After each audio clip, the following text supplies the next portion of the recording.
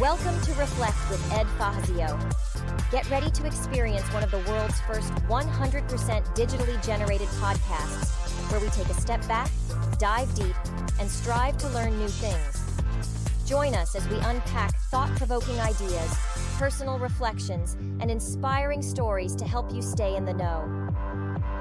Reflect is brought to you by the minds at ByteBrain and powered by emerging technologies from Google, HeyGen, OpenAI, and 11 Labs. Thanks for tuning in. Now, relax and prepare to reflect.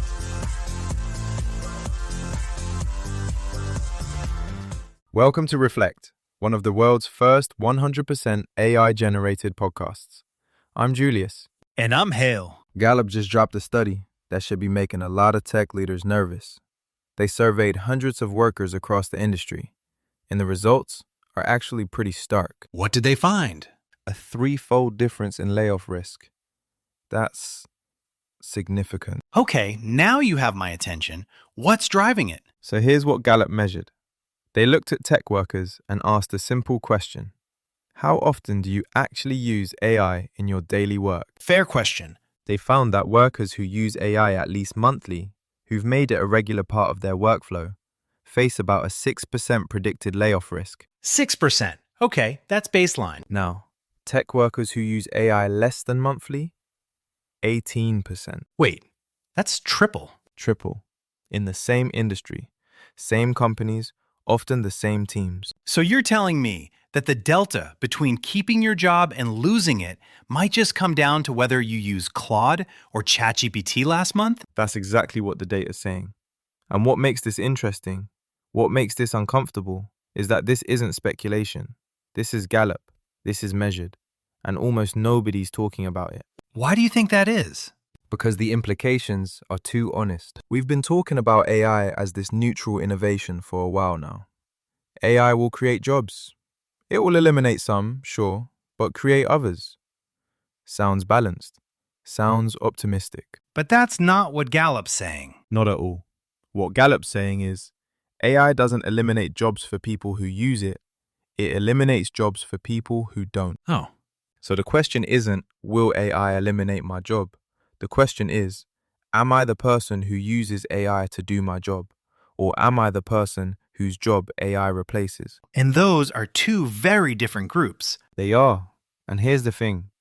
Both groups are sitting in the same office, doing the same title, getting the same paycheck. But one of them is 3 times more likely to get a severance package in the next 12 months. So we're looking at a literacy divide, a skills divide. We're looking at a survival divide. And the metric is whether you've actually integrated these tools into how you work. Not theoretically, not I know what AI is, but actually used it to be faster, smarter, or better at your job. What I find fascinating about this Gallup data is how quietly it landed. No mainstream panic. No, tech workers face triple layoff risk, trending on LinkedIn for 3 days straight. Why is that surprising? Because it's saying something nobody wants to say out loud. It's saying, your job security now depends on your willingness to adopt the tool that might replace your job. That's a hell of a thing to sit with. Yeah, that's the real tension right there. Right, so instead of facing it, we talk around it.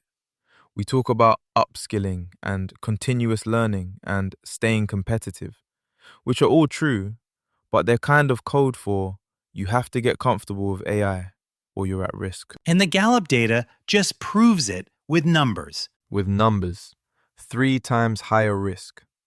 That's the evidence that the game has already shifted. The reason this matters, the reason it's a reflect story, is because it's not actually about the technology.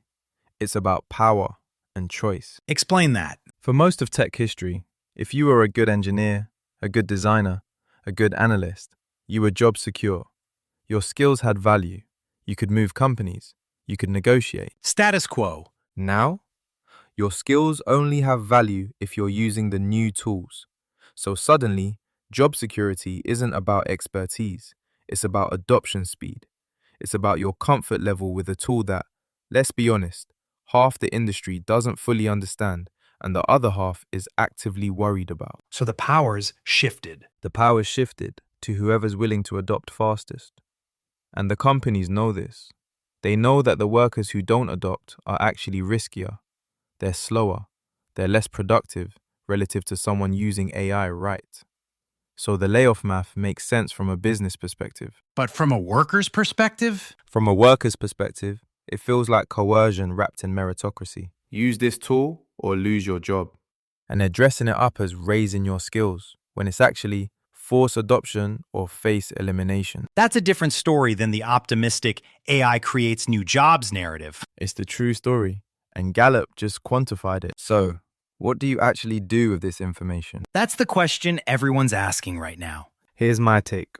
First, if you're in tech and you're not using AI regularly yet, not theoretically, actually, you need to start.